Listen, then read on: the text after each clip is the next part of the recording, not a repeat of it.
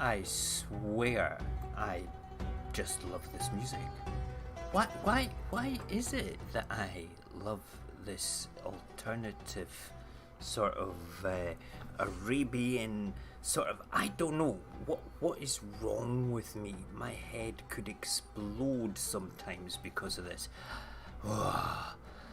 Okay, let's just look at what love is all about. Eyes in the sky, gazing far into the night. I raise my hand to the fire, but it's no use, 'cause you can't stop it from shining through. It's true, baby, let the light shine through. If you believe it's true, baby, won't you let the light shine through. Oh my god, I can never get bored of that jumpy, up aroundy, sort of like woohoo intro music. Good evening, welcome to Radio Apocalypse, into the night, and it is the human condition tonight. Hold on, can you hear music? I can hear the music.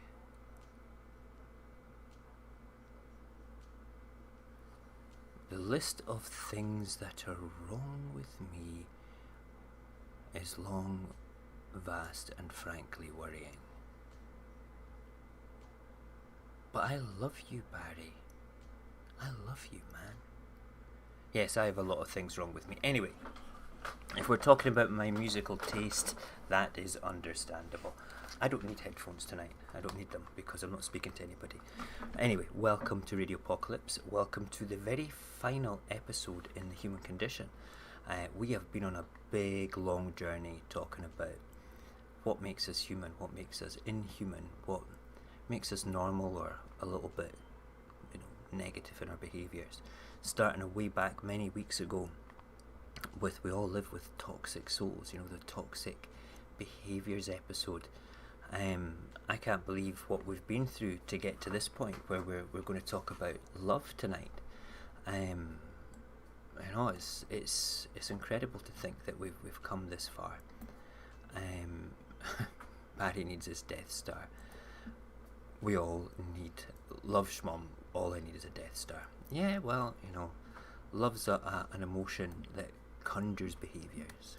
It's not a behaviour in itself. So we're going to go into examine that a little bit in detail. But let me just say, right at the start, thank you everybody that has come on a Wednesday night, that's come on this ridiculously long journey looking at what people do, what like I say, what makes us human.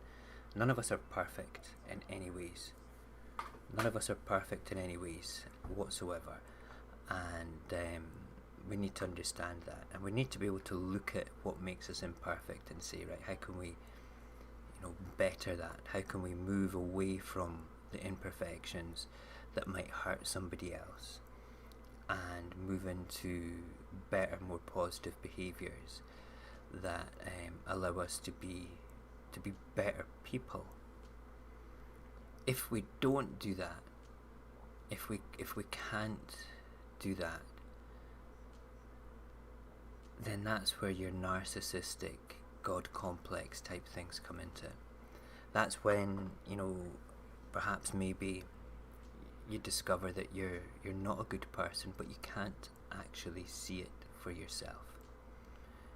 That's what we have to look at.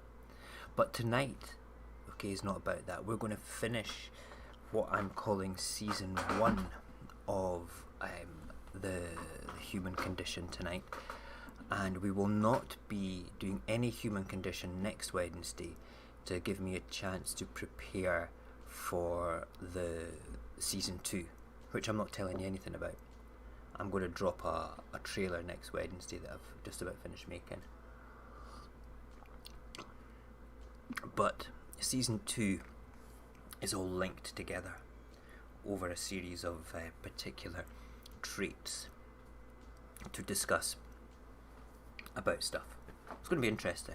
It's a subject that I quite like, So it'll be good. We're also, I return back to work, allegedly, on Saturday. So the whole aspect of Radio Apocalypse is going to have to evolve again around how often we stream, what programs we're going to do. I know that the 2 nights that will not change is Monday and Wednesday, as I like my Monday night discussion shows with the boys. I think it's good fun.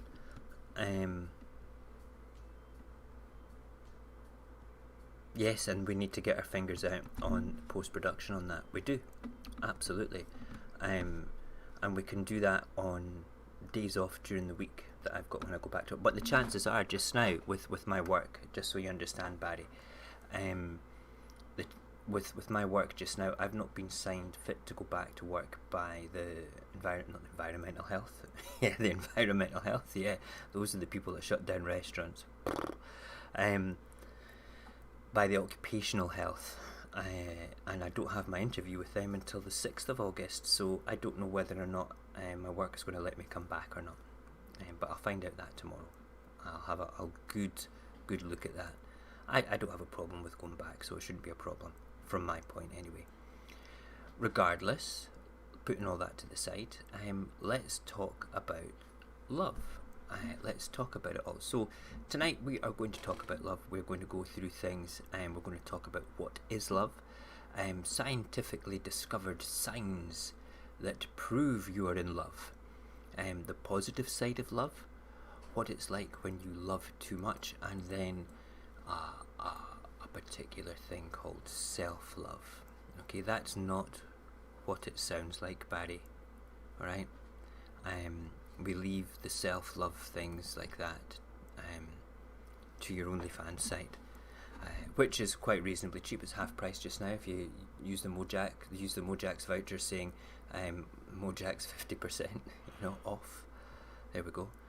And yeah, right. So let's just begin, and let's have a quick look to see who's in the chit chat Chiru before we go in. Barry's there, Morgan's there, Cognac's there. I did see Victoria there as well.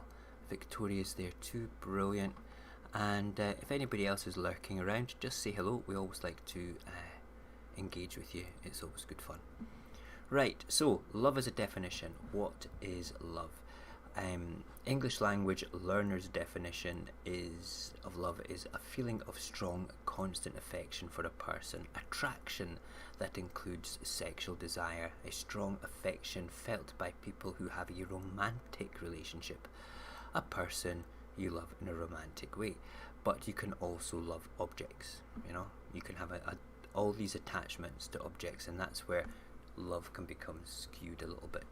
Love is complex mix of emotions, behaviours and beliefs associated with strong feelings of affection, protectiveness, warmth, respect for another person. Love can also be applied to non-human animals, to principles and religious beliefs. It is a force of nature. However much we want to, we cannot command it, demand or take away love any more than we can command the moon and the stars. We can't command the wind and the rain. We can't do any of that. Likewise, we cannot turn round and command... Is that you? Yes. My son's just come on with his thing. I was thinking, who the hell is Genji? And then I just realised it's my son that's sitting right there. Hello. Hi. No more saying anything though, okay? You can speak, but you can type and say hello. Right? Good God. I was thinking, who's that? We've got a new person in the house and they're calling me Daddy. Is this a spammer? No, it's not. It's actually my son. There you go. Right. Be polite, please. These are my friends on here. Alright? I love you very much. Okay, we'll try and do that, Cognac. You're going to say hello to Cognac. Okay. Yes, you like you, Cognac. My sons think you're amazing. And that was probably the biggest distraction I've ever had in chat in my entire life.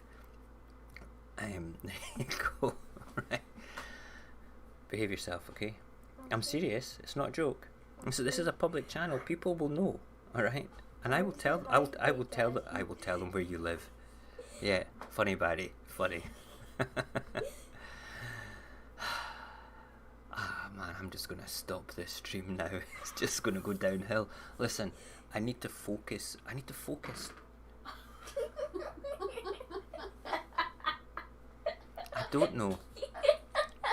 I don't know if you hang on.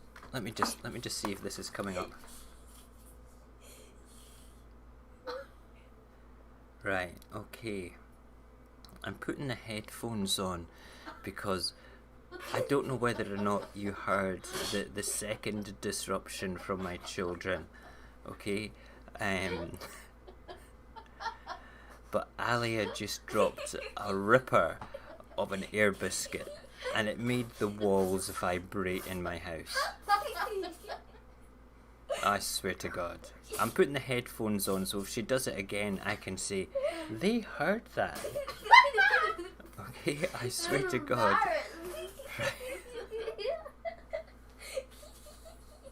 Right, can we all just take a chill pill now? I can't.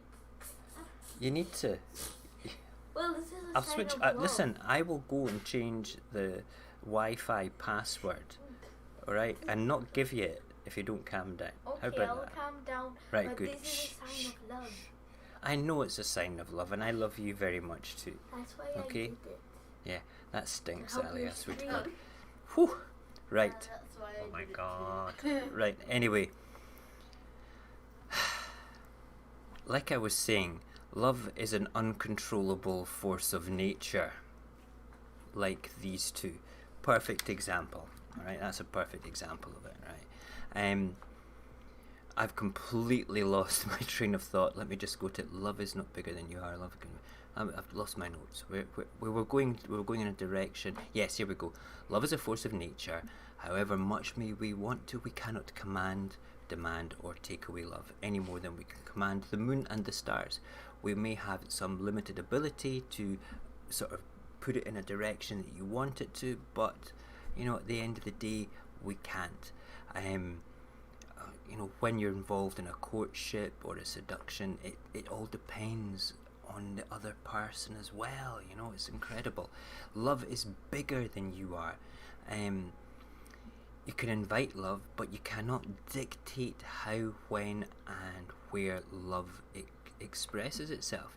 You can choose to surrender to love or not, but in the end, love strikes like lightning, unpredictable and irrefutable.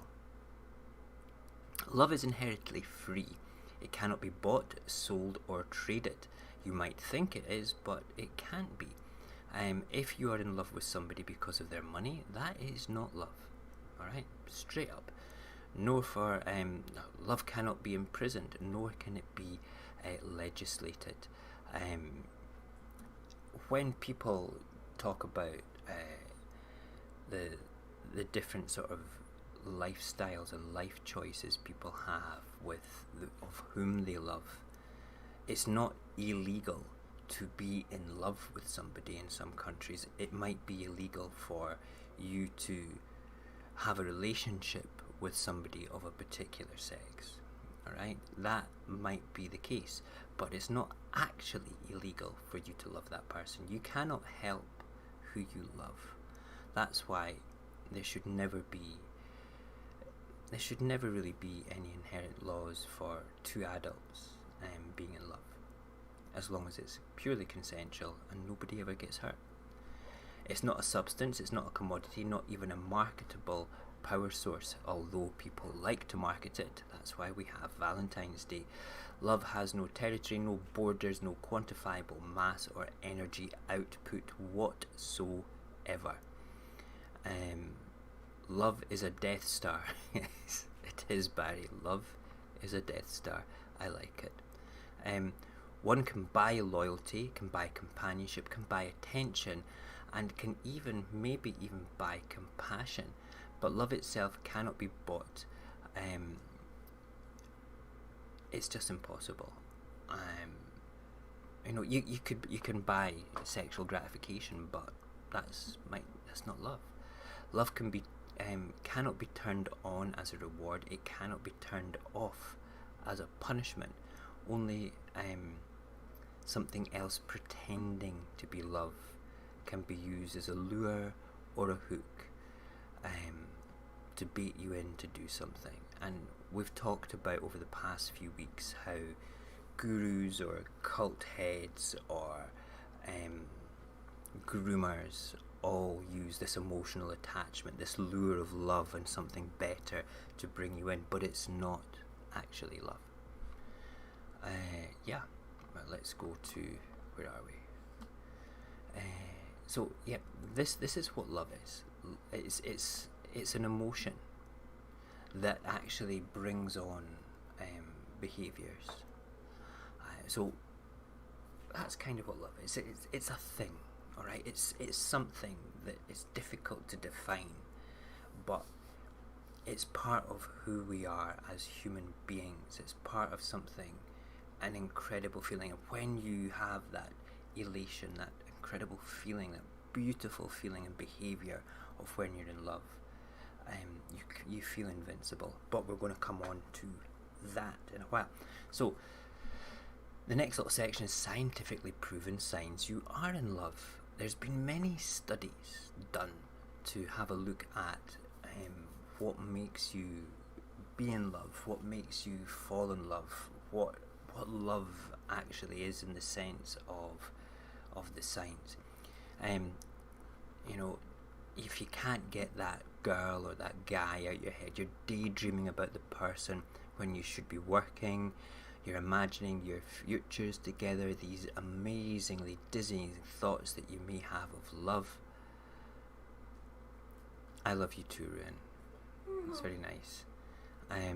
In fact, scientists have pinned down exactly what it means to fall in love. Researchers have found that an in-love brain looks very different from one experiencing just, say, lust. And it's also unlike a brain of someone who is in a long-term committed relationship. Leading experts on the basis of love have revealed that the brain's in-love phase is a unique and well-defined period of time. There are about 13 telltale signs that you are in love. One of them. Let's go through each of these step by step. Thank you for all those emojis, Ruin. Okay, it's very nice of you. I know, I see that. Every single love emoji. Yes, he's a cutie pie. No more emojis, please, like that. Okay, no more big emojis. No, but we're not doing a thing about bullies tonight, sweetheart. Tonight's about love. Okay. Tell me when it's about bullies. I will tell you when it's about bullies. Okay, it won't be for at least 8 or 9 weeks. Okay, all right. What are you doing next week? I'm not telling you. Anyway, let's go through these different sort of traits to have a look about the telltale signs of when you're in love. First of all, you think this one is special, as in the person who you're putting your affection upon. When you're in love, you begin to think that your beloved is completely unique. The belief is coupled with an inability to feel romantic passion for anybody else apart from them. Single-mindedness results in elevated levels of dopamine in your brain, and which is a chemical involved in attention and focus. It actually drives you to feel more, to be more focused on that person. This light is very bright. You're going to go to sleep? Okay, sweetheart. Thank you for the emojis. I love you very much. There we go. Very much. Bye, everyone. Ruin says good night to everybody. Okay, you always focus on the positive as well. People who are truly in love tend to focus on the positive qualities of their love, while overlooking his or hers negative traits. They also focus on the trivial events and objects that remind them of their love. Like, oh look, I've got the badge of the person that I love so much. Oh look, even my phone smells of them now after they use it. That sort of thing, right? There's little things that will like make you sort of like that are precious to you. This focused attention is also thought to result from That what's it called? Also from dopamine as well. And what else? A spike in central norepinephrine, which is another chemical associated with increased memory increased memory. It's like a chemical which promotes more memory in it. The next thing is emotional instability, something that Barry knows a lot about. As well known as falling in love often leads to emotional and physiological instability. You bounce between exhilaration, euphoria, increased energy, sleeplessness, loss of appetite, trembling, racing heart, and accelerated breathing, as well as anxiety, panic, and feelings of despair when your relationship suffers even the smallest setback. They've not texted me for ages yet. Oh my god, I sent a text just 2 minutes ago and they're not getting back to me. Those sort of things. Now, try putting that when you found yourself falling in love with somebody that lives in friggin' Russia. I swear to God, I don't have pick them. But, you know, it's like, send her WhatsApp. She's not even picked it up yet. Nope. She's not even picked it up yet. What's going on? Just put it to the side. You just have to move past it, don't you? I mean, it's crazy.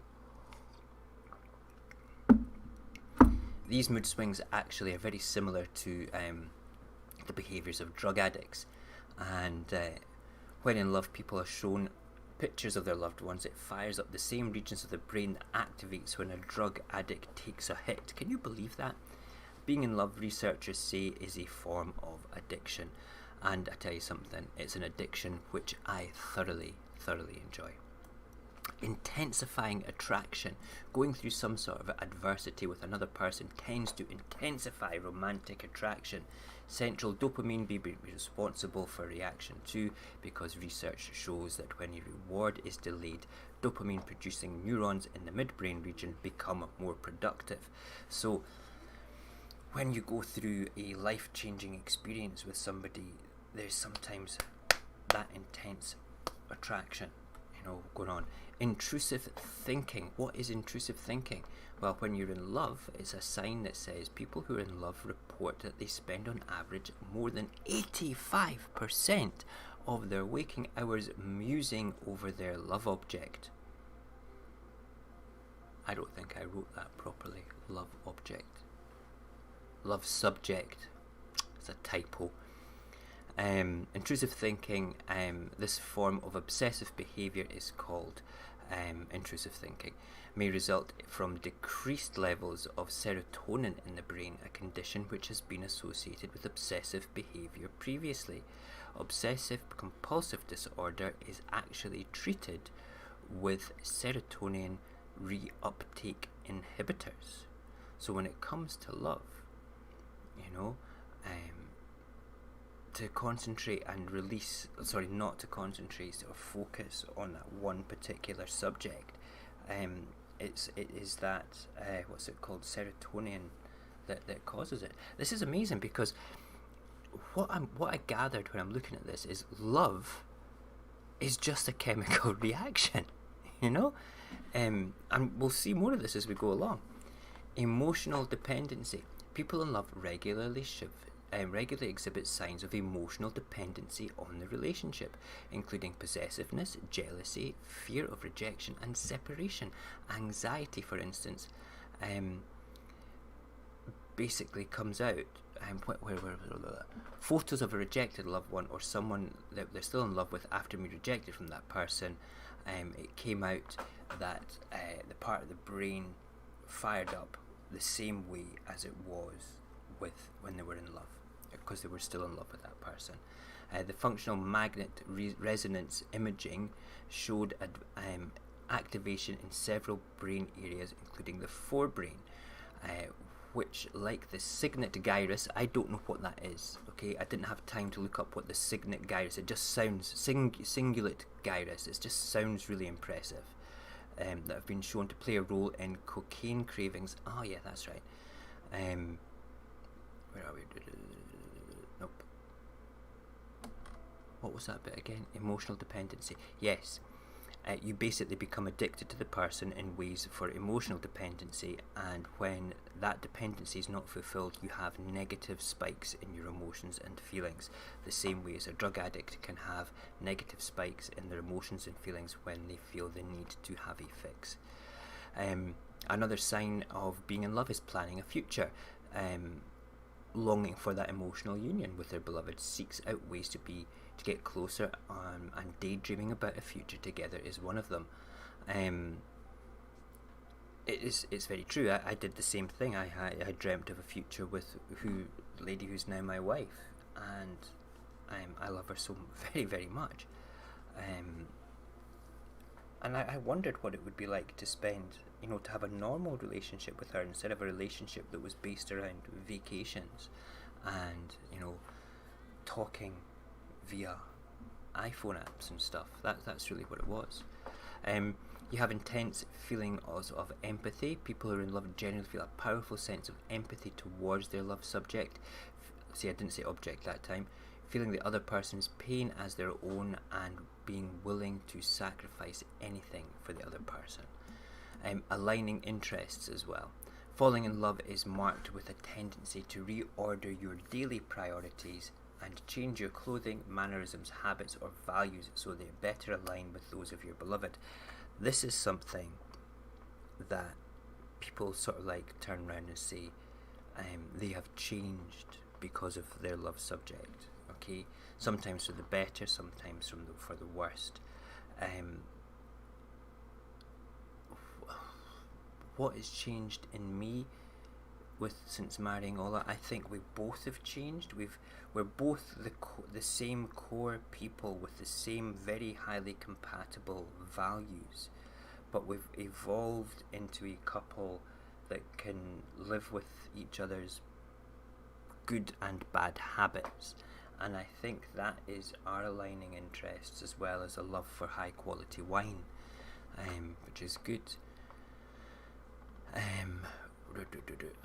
Positive feelings. Those who are deeply in love typically experience incredible sexual desire for their beloved, but there's also a strong emotional strings attached. The longing for physical connection is coupled with possessiveness, which can be a disaster. A desire for exclusive an exclusiveness of the physical relationship, and if that's not fulfilled, if people are going away and doing other things which is non-consensual within the relationship, then it can be quite destructive rather than negative.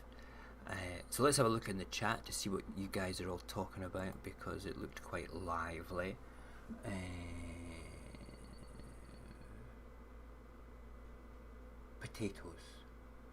Potatoes, Morgan.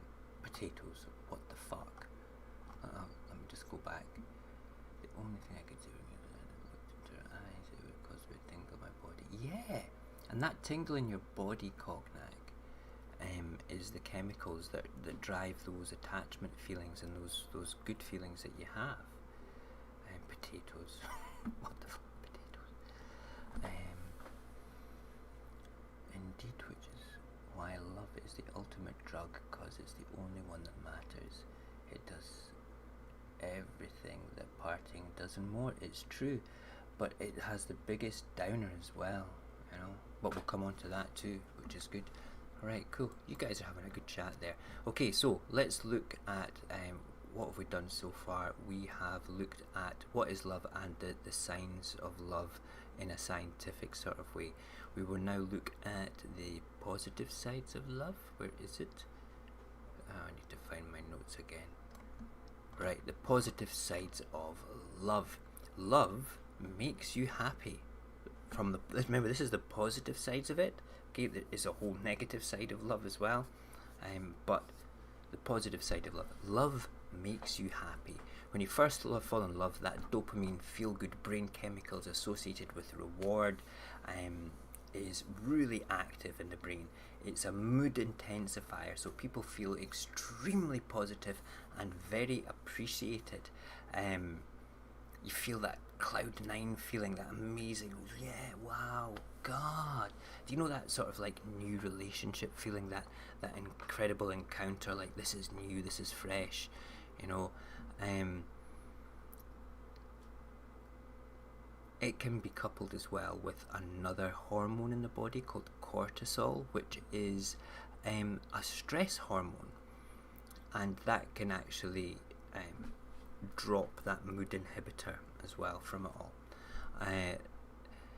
It may account for some of the erratic and irrational behaviour that you have when you're in love, which is quite funny. So it's like passion mixed with anxiety, obsession and nervousness that all goes along with blossoming love. It's like, oh no, what have I done wrong? Oh no, what has she done wrong? Oh my God, I can't believe they've done, wow, you know, that not living up to expectations is a chemical release as well. It's one of those things. Most of the feelings that you have with love are chemical reactions, and it's difficult to pinpoint actual behaviours in these things, so we need to sort of like look at them in a bit more. The next positive thing about love is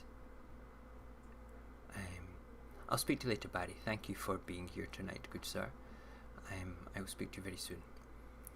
Love busts stress, okay? After the honeymoon phase subsides, all of the dopamine starts to share real estate with the other brain chemical, oxytocin. If you don't know what oxytocin is, it is the cuddle drug, the cuddle hormone, the trust hormone, the bonding hormone. It's what new mothers have a ridiculous amount of oxytocin in their breast milk. When they're breastfeeding, they have a massive release in it as well, so they bond with the child more. It actually gives you sincerely warm and fuzzy feelings. When people feel securely attached, their stress levels go down. And just being in the presence of someone who greets us with positive regard and caring can actually lower those levels of cortisol and adrenaline and create greater feelings of positivity, and it means that your neurochemicals are back in balance. So this is going back to that kind of addiction again that you might have for being with somebody. You know, it's very important that you understand that, because love is irrational, love is beautiful, love is crazy, love is dangerous, and love is as a necessity for me. As I love my children, obviously, in completely different ways from my wife. I would do anything for these guys and anything for my wife, but these guys are my responsibility. They're my creations, you know. So there you go. Love eases anxiety. Excuse me. Oh.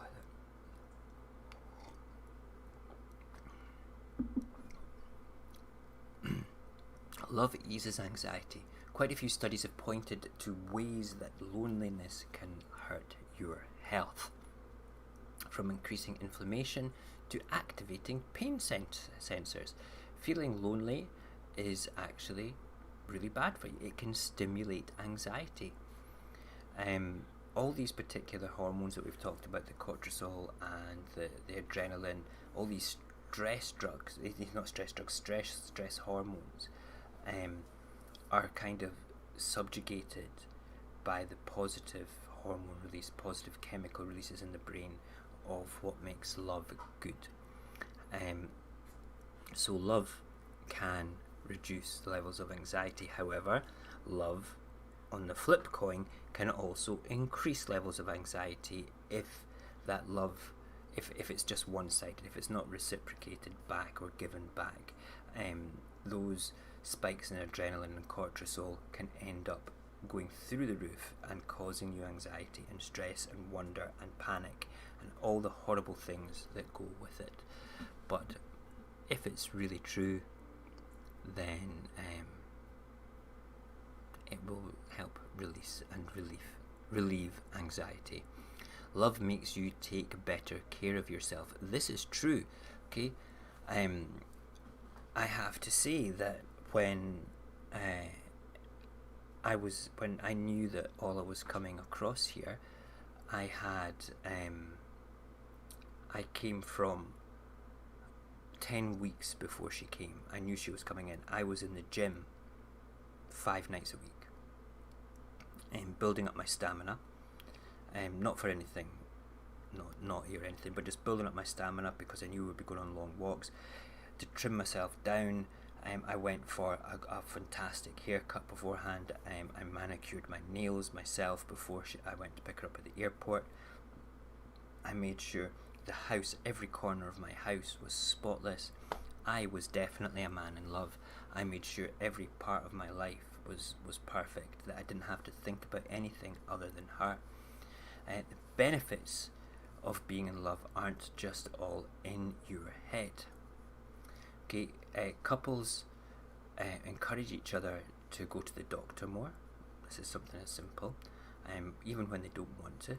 I would never have gone to the doctor on the leading up to discovering I had cancer if it wasn't for my wife. That funny drip down the back of your throat, that's been there for 2 or 3 months now, Mo. I think you should go to the doctor. I don't really want to. Just go to the doctor, get it fixed, see what they say. Right, okay, I'll go. So I went, discovered I had cancer. So I took better care of myself thanks to my wife, you know. It's incredible to think that just those little things are really important, but they really are. And I love my wife for it, which is incredible. Love helps you live longer, though that could be debatable. Okay, research has shown that married couples enjoy greater longevity than singles, making till death do us part even more of a commitment. Studies suggest that those long life benefits are largely explained by a consistent social and emotional support, better adherence to medical care, and having a partner who can hold accountability to a healthier lifestyle. And I have to admit again, my good lady wife is very good at curbing my bad habit of snacking on delicious baked products.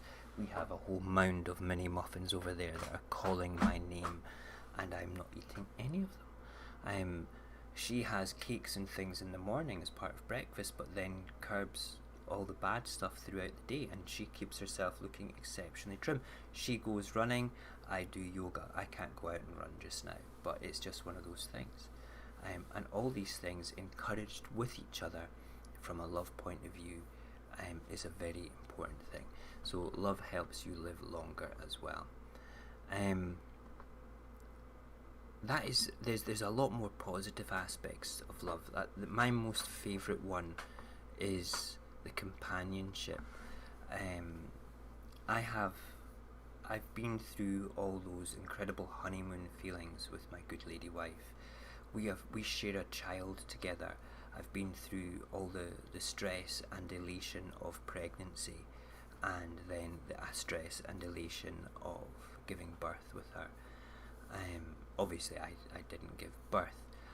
It was a completely different experience having my 4th child with this lady compared to the mother of my other 3 children. It was different. It was as beautiful as everything would have been with a birth, but the attachment that I have with Ola as a result of our son is different.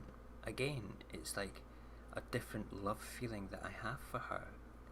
Not that I didn't care for the other kid's mum in any way. That's not what it's about. It's just different. I have a different emotional attachment. It's like a whole different level of trust. It's weird. I can't explain it. That's what love is. You can't explain that. And we're trying to, but it's difficult to do it. You know, when you look at your kids for the first time, when you hold your kid for the first time, and you have this incredible sense of compassion for them, this responsibility for them, this wanting the best for them. Some parents just go out and work hard and don't have that emotional attachment. I speak to my kids all the time because I love them. I want them to be good. I want them to be well-rounded human beings and understand life. and have the confidence to be able to stick their hand up and say, no, that's wrong, I'm not accepting that. And that's very important when it comes to love as well. And I think love for your children is, you have a big sense of pride as well. Like, they were out skateboarding in the street, okay, up and down the road on their skateboards. And one of the neighbours who we've seen around, she's relatively new, been for about a year here, came out and she was getting her bike unlocked her bike from the fence. I started speaking to my kids, talking away, 5 minutes, went round the corner, I'm blowing bubbles at the kids out the window with the wee bubble wand, and I heard the lady just say, wow, what nice kids. And this immense feeling of loving pride came over me. And I felt really good. It was a real positive sign for being a dad, you know. It's wonderful to do that. Let's have a quick look at the chat. I saw people moving up. Jackie McD. Nice to have you here. Did I see Dirty Mac? Yes, I did. Hey, Dirty Mac, how are you? Hope you're good, brother.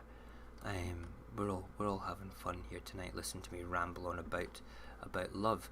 So we've been on for just over 40 minutes now. What subjects do we still have to do? Is it loving too much and then self-love? Yes, right. So loving too much. Right, here we go. This can be a bit dangerous. When you love too much, you might be too blind to see what is right. Your judgment might be clouded. It will be difficult to see what's right or wrong, for example. You might come to a point in your relationship where you will find emotional and physical abuse okay just because you love your partner. You might accept these behaviours more, and you might even find it acceptable to have your partner bring somebody else into the relationship as well, just so you can keep that attachment with them. You know, this happened in medieval times quite frequently. It's not right. So when you have that emotional attachment, and you might not even think that it could be love, but it has all the same chemical things as love going on in your brain. You're more acceptant to the negative aspects, even the really extreme ones. If you love someone too much, you might be pouring too much of yourself into them too. If you do, you might be feeling empty or even angry, you know, that you've given all this emotional attachment to somebody, and then bang, they might let you down. They might move on emotionally to something else, and you're kind of left high and dry. You know, you become a bit incomplete. You become more angry again and feel like there's a hole in your life and you don't know how to fill it. Okay, and it's difficult because you still love that person and you still want that attachment, and that attachment it won't go. Another sign that you might love too much is you might make that person you love your world. It's like that is your only focus. Nothing else matters at all. Nothing. And it might sound great if somebody makes you their focus, but it can be also really awful, because that's when you become that obsessive stalkery thing going on, you know. And if you do that, if you become that stalker, that person that loves the person too much, where your whole world revolves around that one thing, you could sideline other important things in your life, your work, maybe even, let's say, the rest of your family, you know, your mum and dad, things like that. This happens quite a lot with people that become attached to a cult leader or to a groomer or to an abuser or something like that, or even in the case of kidnappers and hostage takers, you have that Stockholm syndrome type thing going on, which is not love, but it's that attachment to that person. And you just have to be careful, because one of the most important things, if that happens, is the ability to have critical thinking. And we've talked about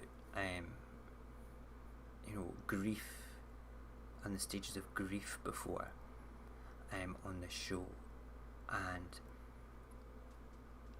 it's very similar, this sort of like feeling where if you do critical thinking and then you realise, wait a minute, that I have poured everything into that person emotionally, and they have been my world, and look what an asshole they've turned out to be. You can be in a relationship with somebody for a very long time, and it can be really, really wonderful, but then it ends, and you have this ability to critically think and look and examine. You're still attached to that person, you still want to be with that person, but you have the ability to step away from it and look at it from a different point of view.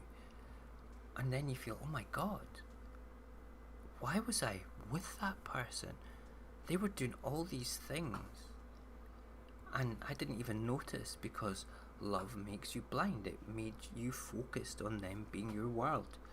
And then you feel guilty and angry and wow, and love we talked about love making it wanting to better yourself, but it can actually do the opposite as well, where you neglect yourself. Have you ever stopped pampering yourself because you're too busy caring for your partner? Have you stopped looking for self-growth because your only focus is the object of your affection? You might lose the opportunities that your life will be bringing you because you're too focused on that one person. You neglect the other important areas of your life. And neglecting yourself because of too much love for your partner might backfire and make you feel that you've not made much of your life. And then if the relationship or the love breaks down, you start to blame them, and then you become irrational. This is why it's important to have critical thinking in these situations. You might lose time for your friends. I can stick my hand up and say guilty as charged, Your Honour, for this.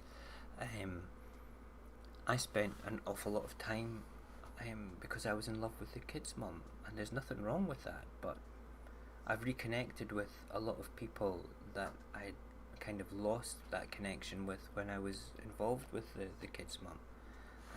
I don't blame the kid's mum for that. It was me that did it. It's because I loved her and I wanted to spend all that time with her. It's important not to try and do that.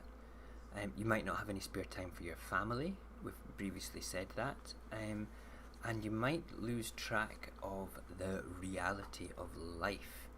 Because you love someone too much, you might have let some important standards and deal breakers go. When I say deal breakers, the sort of things that you're in love with the person, so you've made allowances for that particularly negative trait, and you've made allowances and you accept that behaviour over and over again.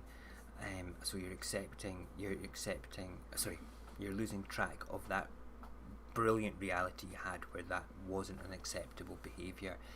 Where's my notes? I've lost my notes, hold on. Yeah, okay. You might develop an unhealthy dependency on that person. This is why, you can turn round, okay, they have that negative trait, okay, they repeat it over and over again, they're very toxic, they're very aggressive, they're very shouty, they don't take responsibility for anything at all, and you can get angry with them and you say, right, that's enough, I've had enough of it, I'm leaving, I'm going, but you're back to them again. Not because you're addicted to them, but because you're emotionally dependent upon them. Okay? And I've been guilty for doing that as well. I really have. The only thing that can help you in that situation is critical thinking and breathing, and the ability to put your hand up and say, listen, I've made a mistake here, and you're not saying that to anybody else apart from yourself. And it's okay, and it is okay to admit that to yourself, no matter what. You might think that, you know, that maybe the thing that the person's doing, you know, you don't like it, but then you can just laugh it off, you know. Oh, that was really funny when you did that again. You know, that terrible thing that you do, that lie that you tell, whatever.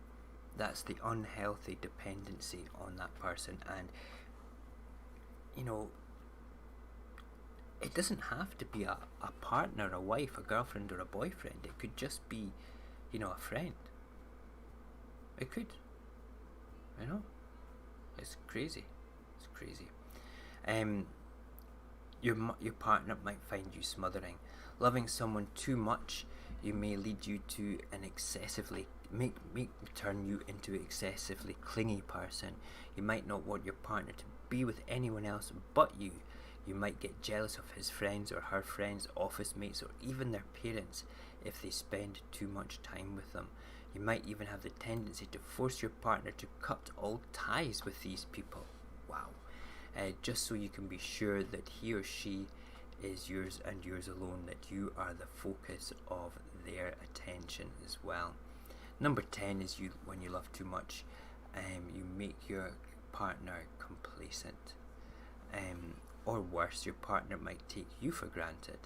And that happens quite frequently as well. You know, you pour so much into the relationship, they take advantage of it, and they never say they're sorry, they never say their thank you, they just think, oh yeah, they're just there. They'll always be there. And they take you for granted. And I think that's probably more common in friendships than marriages. I don't know. I've only been married for coming on 3 years. I don't know. No. I still like to surprise my wife, and she still likes to surprise me, and I still take great joy when she comes up when I'm doing dishes and just gives me a cuddle and things like that. So yeah. Another sign that you might be in love too much, this is the last on the list, is you might feel discontented with your partner. Because you gave too much love, you might expect that your partner will do the same. Yes, I've felt that as well. And if you were given up on your social life for him or her, you might expect him or her to do the same also. And if they don't, well, what on earth's going on? You know? So you see, anything less than that is detrimental. Love is an exception. Loving someone too much can be dangerous for you, your partner and your relationships. Keep things regulated, keep things real, keep things nice, so you can keep things right. Okay, good. Right, where are we up to? We're at 54 minutes. We have one section to go through now, and that is self-love. But let me have a little bit of coffee.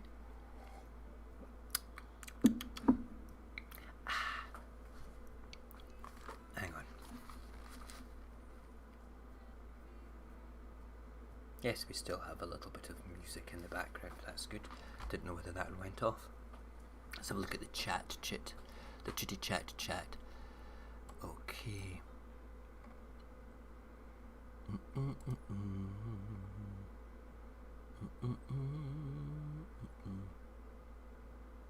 Oh, Morgan says I'm so sweet. Thank you, Morgan.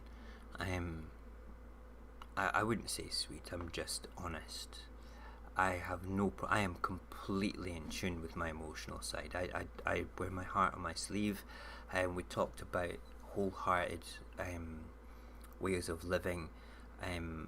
I firmly believe that I didn't discover the wholehearted aspect of life until after I separated with the kid's mum. I never thought I'd fall in love again, but the fact that I wanted to and kind of needed to, I really thought that I wanted to experience love again, and I did, in a whole different intensive way with my beautiful Russian lady. But thank you for saying that I'm sweet. I feel that I'm honest. I can comfortably say that I'm head over heels in love with my wife still.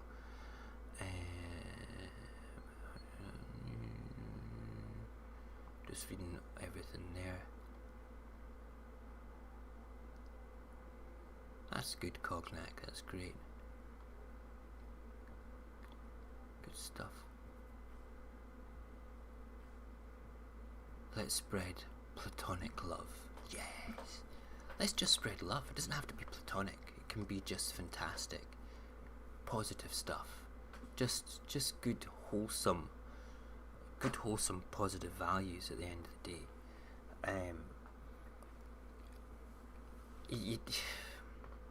Love is never at the expense of somebody else. It should be selfless, it should be positive, it should be wholesome, it should be also a little bit selfish as well, alright? Because you want to be in love with somebody because you care about them and you want them to care about you. You want to have that synchronicity of feelings. And there's nothing wrong with platonic love. There's nothing wrong with a love driven by an emotional and physical attachment. I platonically love a whole bunch of my friends. Would do anything for them, and I know that attachment there. I'm very lucky because these friends I could speak to tomorrow and then not speak to them for 6 months or a year, then speak to them that time as if I just spoke to them yesterday. You know, it's weird. It's very weird. Right, okay, so we're going to move on to the last little section, which is about self-love. And when we go through self-love, where is it? We're going to look at what is self-love and, you know, a few ways in which to express self-love. Now, this isn't anything to do with what people tell jokes about self-love being. Okay, it's nothing to do with any self-centered physical attraction to oneself. It's purely about the ability to look after yourself. So what is self-love? It simply means taking care of yourself. It is taking care of yourself so that you feel balanced and fulfilled from within, without needing love from without. Basically, being emotionally balanced. Self-love is something you feel. You know when you're not loving yourself. Self-love is something you feel. You know when you're not loving yourself, that you feel drained and tired and out of balance. Also, feelings of anger and frustration and is signaling that something is not quite right. It might be that you're afraid of speaking your truth and saying how you feel, so you keep it to yourself and suppress all those emotions, which will result in pressure felt from within that might try to find its outlet in other negative ways. So your emotions come and go unpredictably and in numerous negative ways. You might find your doubt in decisions and procrastinate the resolutions of making decisions because of it. There are many indicators for the need of more self-loving and caretaking because we love ourselves because when we love ourselves, we are capable of truly loving others. We have more responsibility as one person than we think. So the ability to look after yourself and feel confident with yourself and to think of yourself as being worth it, okay, is part of that wholehearted thing that we talked about before. Okay, when I separated from the kid's mum, I never believed I would fall in love again. Okay, then I went through the stage of like, no, I think I will. Tried a few sort of like contact apps and things like that, and then decided, no, I deserve to love again. I'm a person that's got a lot of love to give. I want to go and give that to somebody. Met my Russian wife. Amazing. Self-love means loving and truly honouring everything that makes us who we are. It is appreciating all that we have been given, our gifts, our talents, our ideas, our imagination, our feelings for everything that truly makes us unique. Loving yourself means respecting your body. It is the most clever and loving mechanism there is for you.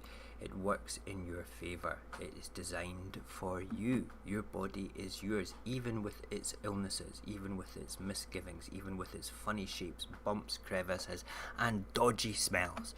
Okay, it is your body. You need to take care of it. So eat the right foods, drink the right amount of water, cut down on the coffee more late at night. Try not to have those pastries at 11 o'clock at night either. It gives you the dad bod. Okay. It's important to listen to your body, and we tend to ignore the signals of our body constantly telling us. It is literally communicating with us all the time. How much are you taking care of your own thoughts? Because thoughts affect your emotions as well. And if they're let loose, your emotions will do whatever they want. And usually when this happens, it's not particularly good. It can cause anger, anxiety, doubt, guilt, and all kinds of negative emotions. And that's the negative stress hormones and chemicals around your brain that can do this. They lead us to behave in certain ways, reacting to things instead of confidently acting proactively on the things that we care about with kindness. Yes. Yes. It's very true, Barry, what you're talking about. Very true.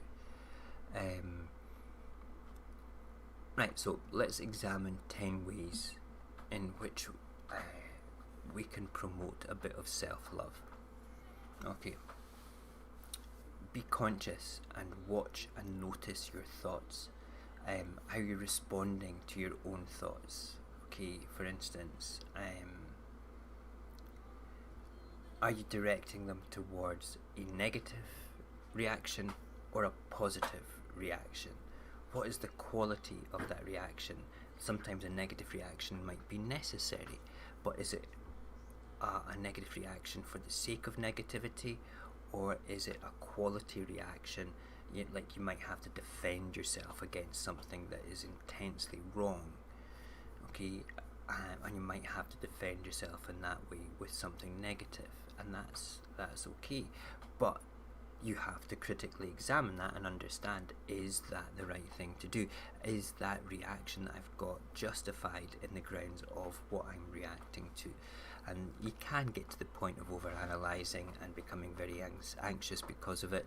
So go with the flow, go with what you know is right, that moral compass thing, okay?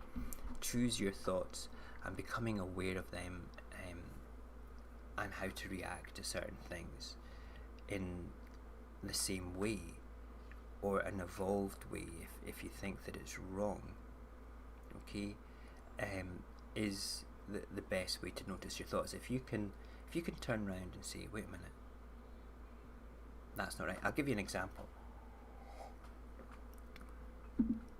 We teach children how to read, how to write, how to add, how to speak, how to walk, how to ride a bike, how to cook, how to swim, how to dress themselves, how to wash themselves,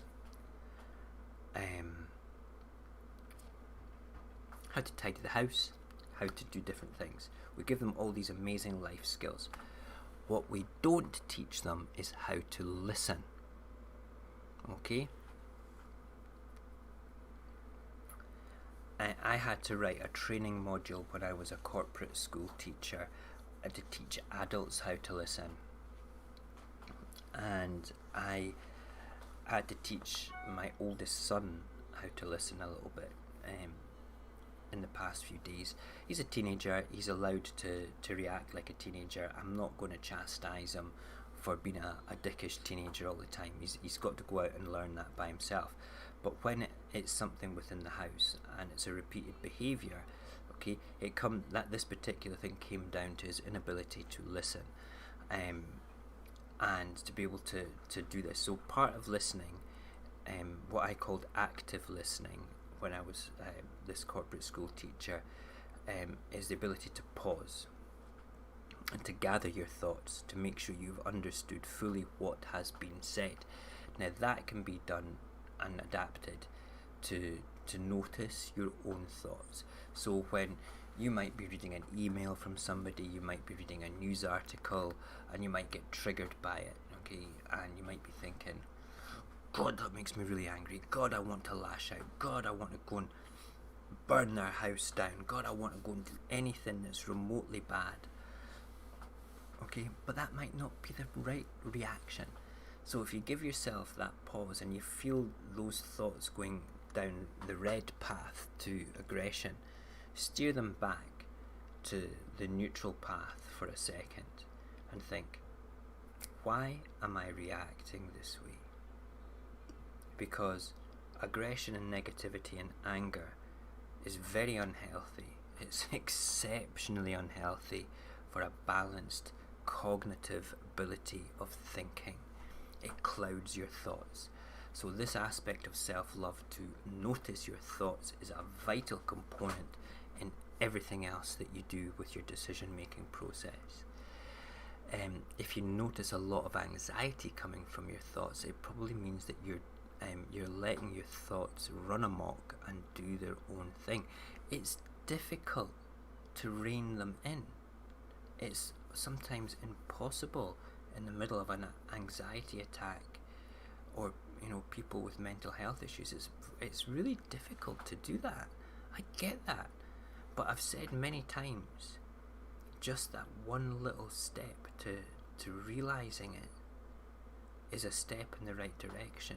Even if you take 2 steps backwards the next day, still take that one step forward, and you might be back where you started, but at least you're still back where you started as opposed to a step backwards. So it's important to be in control and to listen to your thoughts and think, no, back into neutral. Why am I feeling this way? Why am I so angry at that situation? Because of all these things. Okay, so let's look at these things individually. Okay, I don't like this. That's understandable. Well, maybe not. That behaviour from that person's not acceptable, so we'll put that in the positive column, because I don't want to feel those things. I want them to go away, and that's the wrong feeling. Yeah, you get what I mean, right? Right, point number 2, learn the difference between just thoughts and intuition.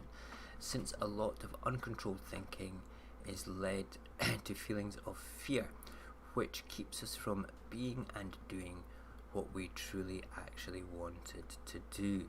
It's important to practice to strengthen the ability to differentiate between understanding a guided message to us through our intuition, or a thought that we have filtered through our uniquely created paradigm setup. So basically, let's put this into non-Mojax, let's put it into simple words for myself actually as well. Right, so intuition is your ability to feel what's right and wrong. Okay, it's almost like you're, wait a minute, oh, that person's a bit toxic, I want to avoid that. Okay, and your emotional compass is how you react to it straight away. Okay, you might find that emotional part when you're going with your intuition. If you're going with your gut feeling, right, about something, it might lead to the negative side as well.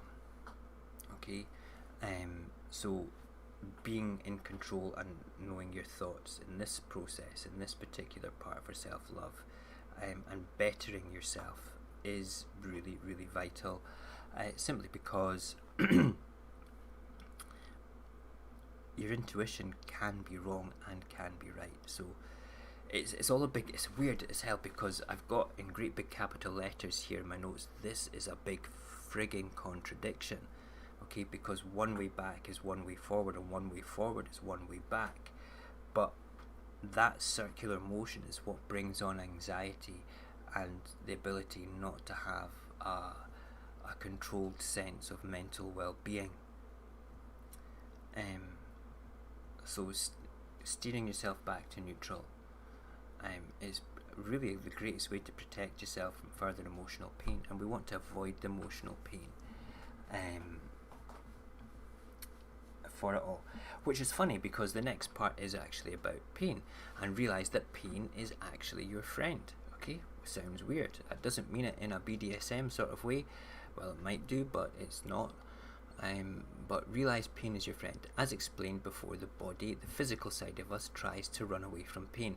However, pain is a very vital part of living and a very vital part of loving yourself. If, for example, we let our fears overcome us and control us, we would not face certain situations that would be important for our growth, personal growth or business growth, whichever challenge it might be. So basically, breaking through a pain barrier, that pain, going back to the love part, okay, where you allow your partner to do the things repeatedly over and over again, to suddenly turn around and go away from making them the centre of your world, alright, could cause you a lot of emotional pain. Okay, but it's the right thing to do, and you become a better person because of it. I became a better person from separating from the kid's mum and finding somebody else. I did.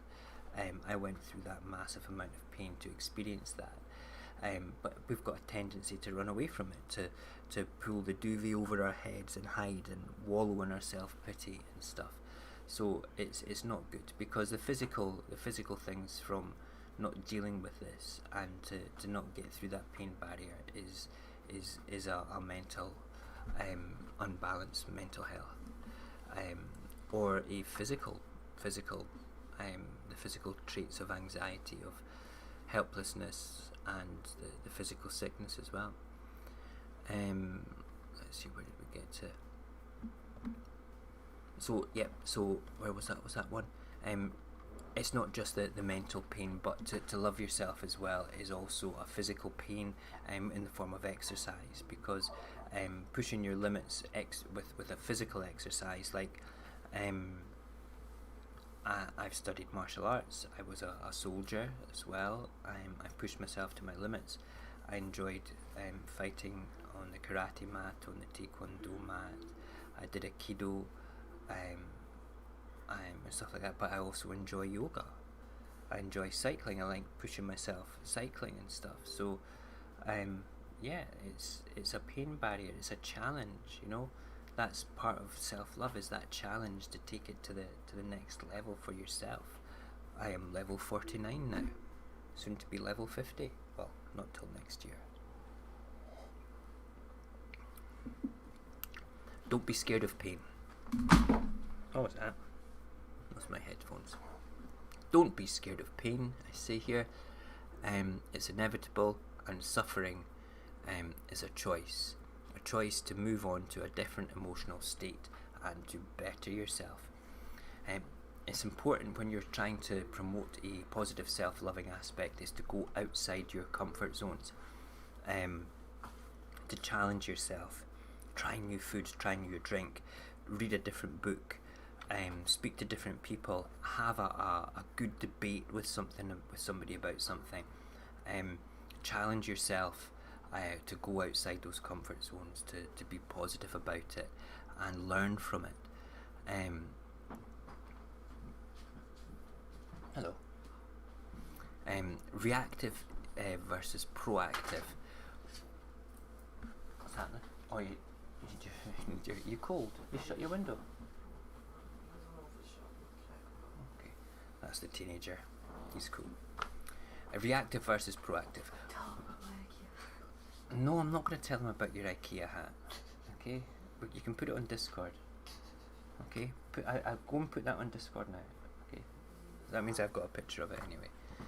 Right, reactive versus proactive. When it comes to our day-to-day sort of stuff, how many times do you react to situations, right?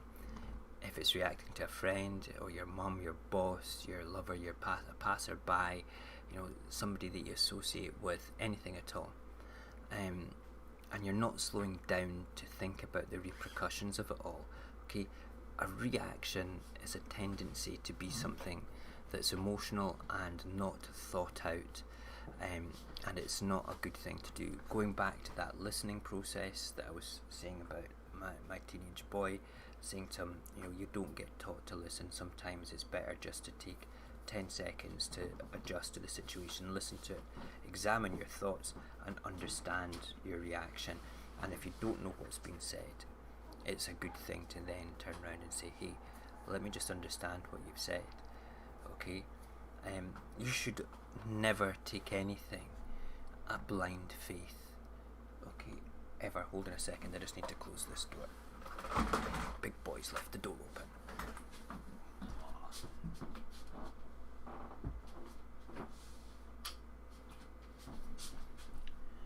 As back. What we're saying? Oh yes, we were talking about reaction. Reactive versus proactive.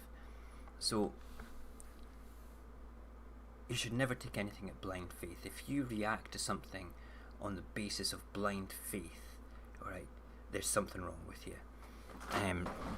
The only time that you should ever do that is in a combat situation where other people's lives could be on the line. If somebody else is reacting highly emotionally, you should always be asking yourself in a proactive way, this is the proactive side of it, you should be able to turn around and say, why are they behaving like that?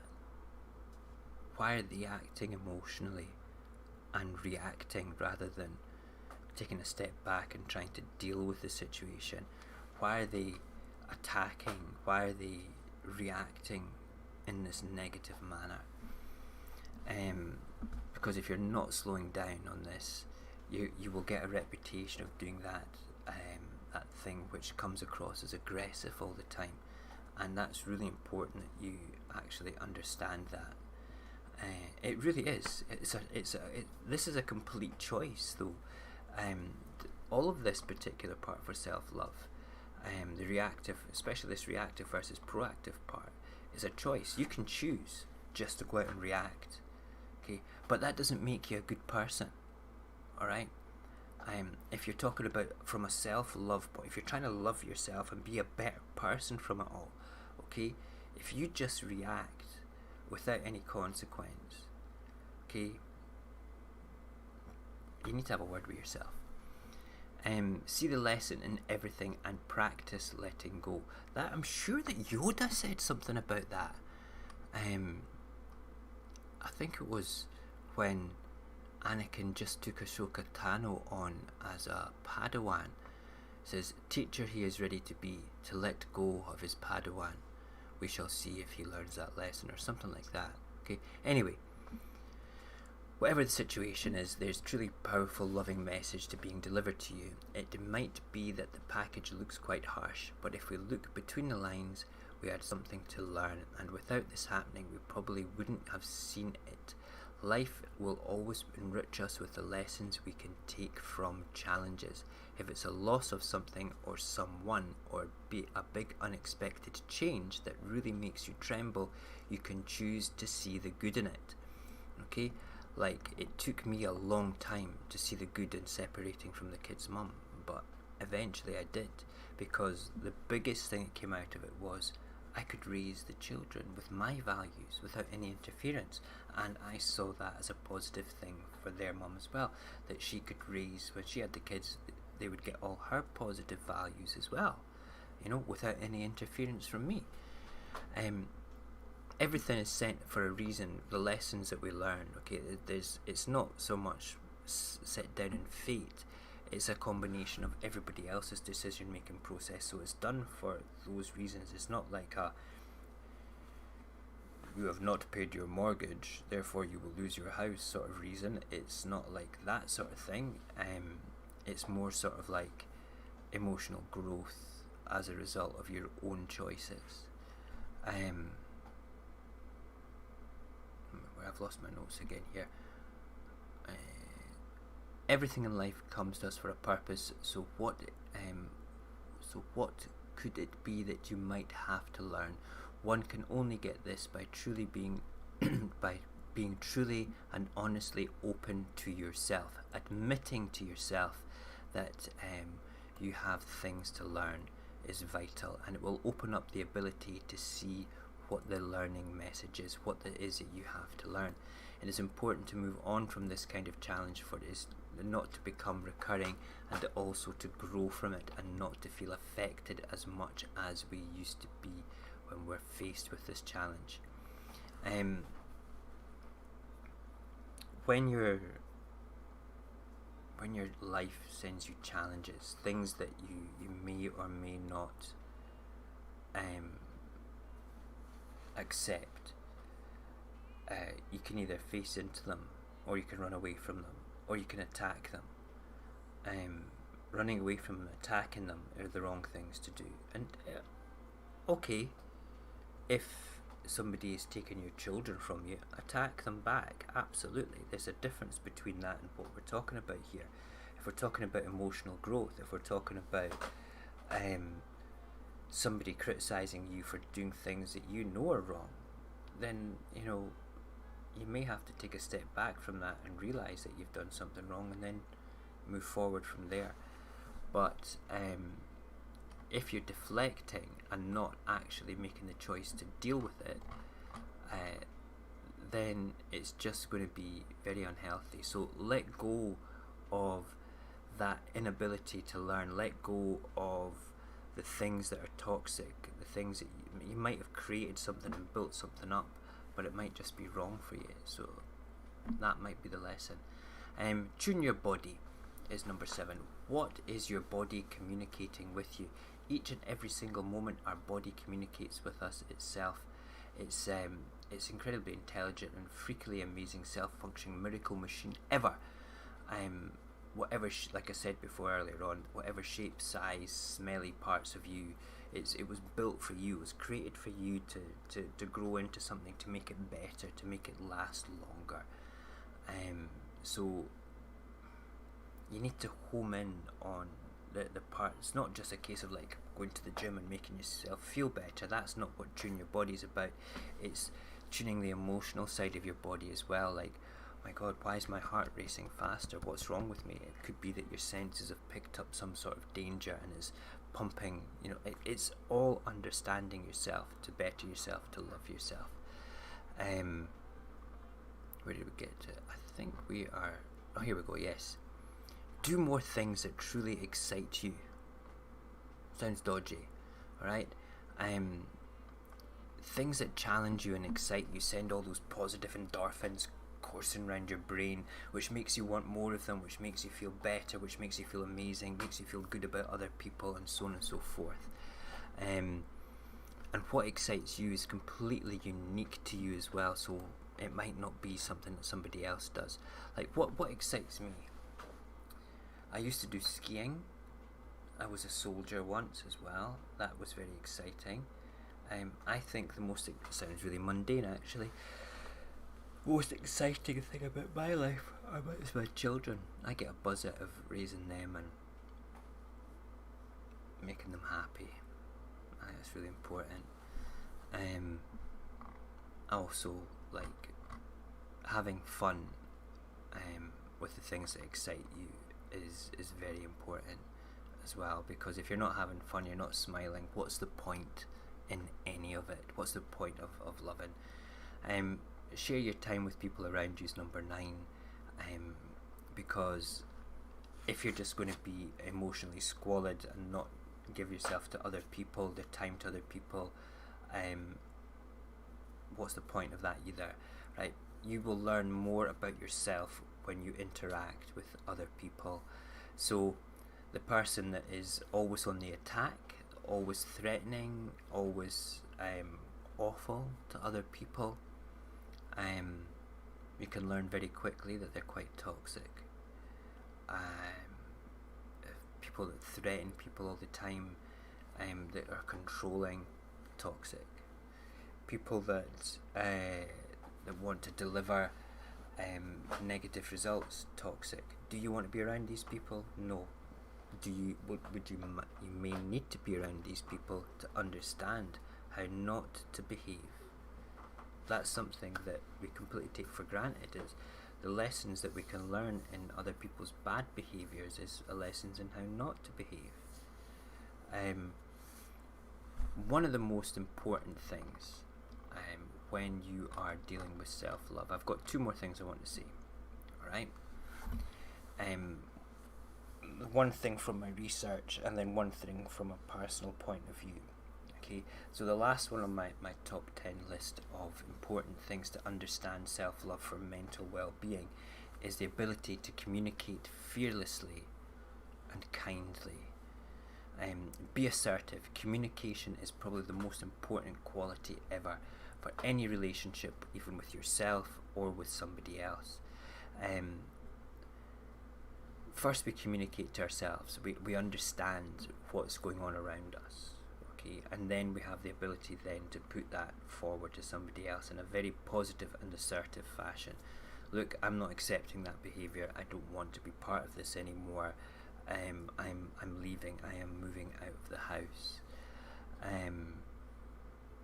It can be empowering as well when you do things like that. But it's important to do it kindly.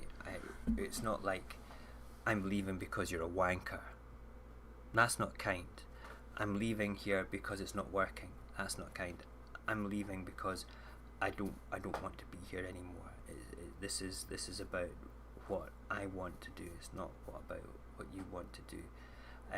I don't accept certain behaviours of yours. Therefore I don't want to be with them. That's far better than calling the person a wanker. But saying that, calling somebody a wanker, it can be immensely good fun. Okay? I get that. I do. You don't have to be nice all the time. That's a bit of a contradiction, considering what I'm saying. Anyway, communicating effectively, kindly and assertively is very important. Okay? And the ability to do that comes with the ability to critically think and to be able to turn around and listen to what's going on and react appropriately and accordingly. Okay? Now, my last little bit, which is not written in any of my notes at all, which I wanted to kind of say to you all, is believe in yourself.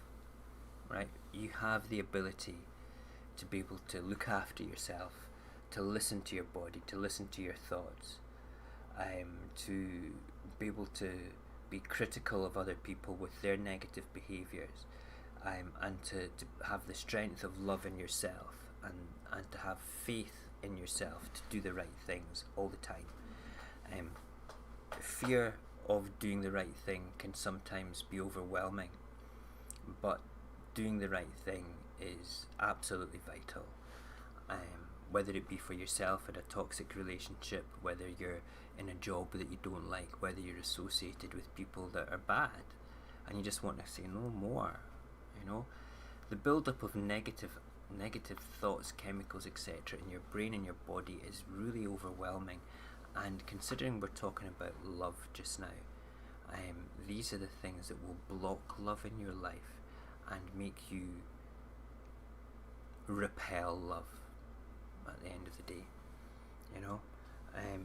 Headphones on, because we are done. Thank you, ladies and gentlemen, for listening to my hour and a half ramble of absolute craziness. And thank you very much, everybody, for joining us over these few weeks of doing this show. We have finished the season 1 of The Human Condition. I need to bring up the banjos. Hold on. There we go, banjos. Let's have a quick look at the chit chat.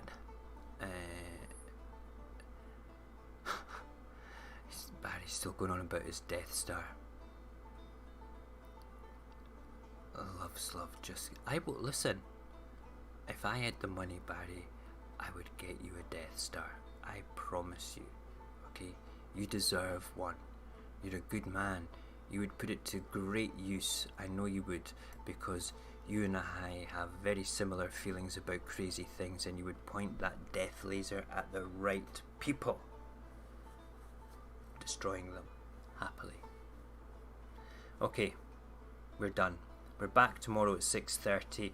We will come back next week with a little premiere of an advert. I will actually make it as content and have that released at 10:30 next week. you know, that's what we'll do. Stay in touch.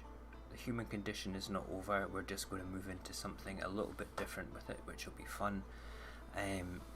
Back tomorrow and back on Friday. Friday on open mic night will be basically a chat about how we're going to move into a different sort of paradigm with Radio Apocalypse, how we're going to do it, because obviously I need to go back to work, and regular broadcasting like every single night is going to be virtually impossible and tough thing to do.